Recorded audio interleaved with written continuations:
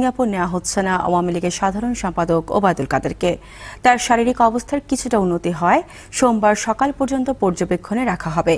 Singapore থেকে জরুরি ভিত্তিতে আসা চিকিৎসকদের পরামর্শে এমন সিদ্ধান্ত নেওয়া হয়েছে বলে জানিয়েছেন আওয়ামী লীগ নেতা শেখ ফজলুল করিম সেলিম ও হাসপাতাল কর্তৃপক্ষ।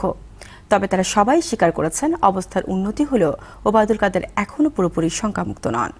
আরও জানাচ্ছেন অভি ইসলাম। রাজধানীর ধানমন্ডির নিজ বাসায় রোববার ভোরে শ্বাস প্রশ্বাসে সমস্যা বোধ করেন সেতুমন্ত্রী ওবায়দুল কাদের।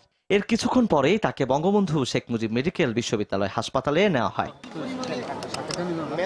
এরপর দিনভর সেখানে তার বিভিন্ন পরীক্ষা নিরীক্ষা ও চিকিৎসা চালান হাসপাতালের কার্ডিওলজি বিভাগের চিকিৎসকরা। পরীক্ষায় কাদেরের হার্টে 3টি ব্লক ধরা পড়ে। চিকিৎসকরা জরুরি ভিত্তিতে একটি ব্লক অপসারণে এনজিওপ্লাস্টি করেন। বিকেলে তার শারীরিক অবস্থা সাংবাদিকদের জানায় হাসপাতাল কর্তৃপক্ষ। উনি এখন হেমোডাইনামিক্যালি স্টেবল আছেন, চোখ খুলছেন, কথা বলছেন, কিন্তু ক্রিটিক্যাল স্টেজই বলবো এখন।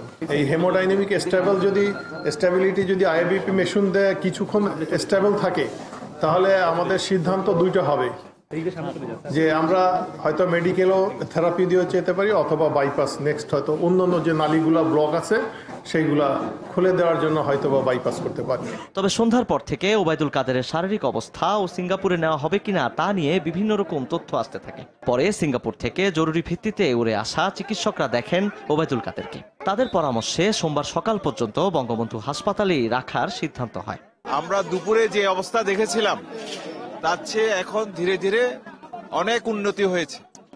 এখন ওনাকে ডাকলে উনি সাড়া দেন, উনি হাত পা নাড়েন, ওনার ব্লাড প্রেশারও মোটামুটি স্থিতিশীল। প্লেনের ভিতর কোনো আইসিইউ ফ্যাসিলিটি নাই, সুতরাং এখন যেহেতু ইমপ্রুভ করতেছে, ওখানে যেখানে আইসিইউ ফ্যাসিলিটি নাই, যদি প্লেনে ওড়ার পরে যদি কোনো খারাপ কিছু দেখা যায় তাহলে কি হবে, সেই জন্য প্রাইম মিনিস্টার সাথে আলাপ করে সিদ্ধান্ত নেওয়া হয়েছে এবং এখানকার ডাক্তাররাও বলছে যে এইখানে এখন ট্রিটমেন্ট হবে।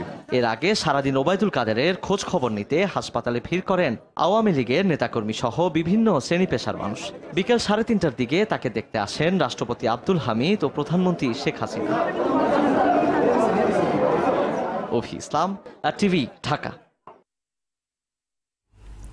এদিকে আওয়ামী লীগ সাধারণ সম্পাদক ওবায়দুল কাদেরকে দেখতে সন্ধ্যায় হাসপাতালে যান বিএনপির মহাসচিব মির্জা ফখরুল ইসলাম আলমগীর সহ দলটির কয়েকজন শীর্ষ নেতা।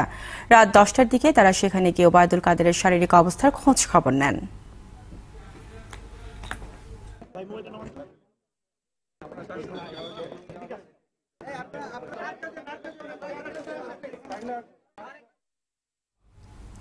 দর্শক, এই মুহূর্তে বঙ্গবন্ধু শেখ মুজিব মেডিকেল বিশ্ববিদ্যালয়ে আছেন সহকর্মী জুবায়ের সানি।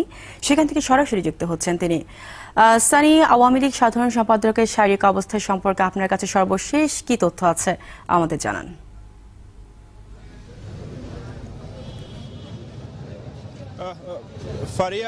ফারিয়া যেমনটা বলছিলেন যে ওবায়দুল কাদেরের স্বাস্থ্যের অবস্থা এখন কিছুটা ভালো, কিছুক্ষণ আগে এমনটাই জানিয়েছেন চিকিৎসকরা, এবং সেই কারণে কিন্তু তাকে সিঙ্গাপুরে নেয়ার যে পরিকল্পনাটি ছিল সেটি আসলে আপাতত তাকে সিঙ্গাপুরে নেওয়া হচ্ছে না। এবং চিকিৎসক এবং আওয়ামী লীগের পক্ষ থেকে আমাদের যেটি জানানো হয়েছে যে সিঙ্গাপুরে নেয়ার মতো আসলে তার শারীরিক অবস্থা ভালো হলেও এখন পর্যন্ত সিঙ্গাপুরে নেওয়ার মতো অতটা ভালো আসলে নয়।